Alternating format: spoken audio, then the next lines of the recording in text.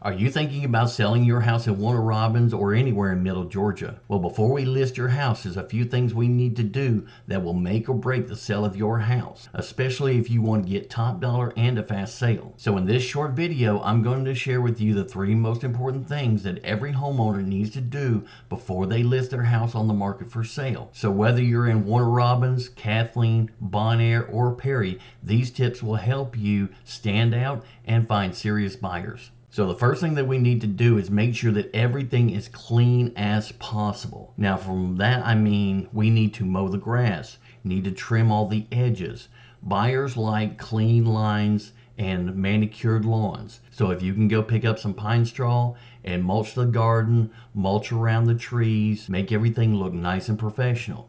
If you have to come in with a professional, it might be worth the time and the effort, especially if the property is overgrown or has high weeds or the trees haven't been trimmed back in a long time. Curb appeal is going to be the first thing that will make or break the sale of your house. I've had quite a few open houses where people would drive by and they never even would get out of the car because what they saw on the curb wasn't what they were looking for, and they didn't even bother coming inside to see how nice the house was. Even in the winter time, I know it may shock the plants a little bit, but go ahead and trim the house up like a spring cleaning so it looks the best to list your house. The second part is going to be doing repairs.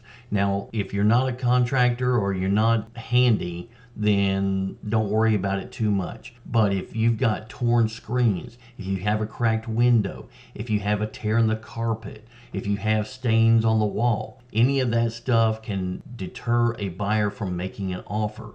So if you are handy enough to fix things, go ahead and change out the rotted board on the steps.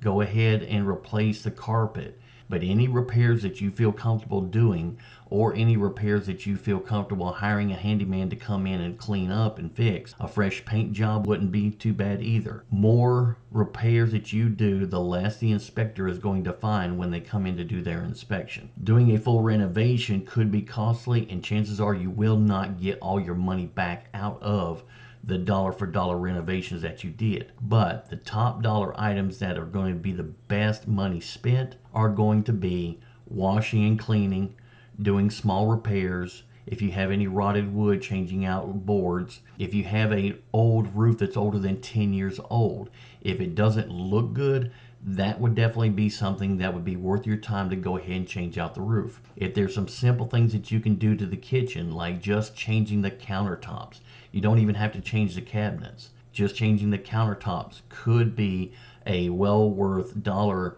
investment to get a little bit more back out of the house. And then the last thing is going to be setting the market price. So when we list your house, we need to do a lot of comparables, see what's currently on the market, and know which way the market is going. If it's in an uptrend, you may be able to push the envelope a little bit. But if it's in a downtrend, for better or for worse, you need to know the realization that you may have to get ahead of the curve. So if you have a $300,000 house and it's in a downtrend, you may need to price it at $290 in order for it to attract buyers. Now I know you're going to say the next thing is everybody that comes in is going to make a lowball offer. Everybody's going to try to get cheaper than what I am currently listing it for. And no, that's not true. A lot of times people will come in and they will try to get a lower offer if it's priced at full retail. If you are priced a little bit more competitively, we've had a lot of experience where people would come in. A lot of buyers came in because it was a good deal. Each buyer saw the others and then they started bidding it up. We just recently had this with a house in Warner Robins where we started out at 95 and ended up selling at 110. Of course, that's a smaller house, but the principle's still the same. So if you have any questions, make sure to reach out to me and I'll be here to help you any way I can.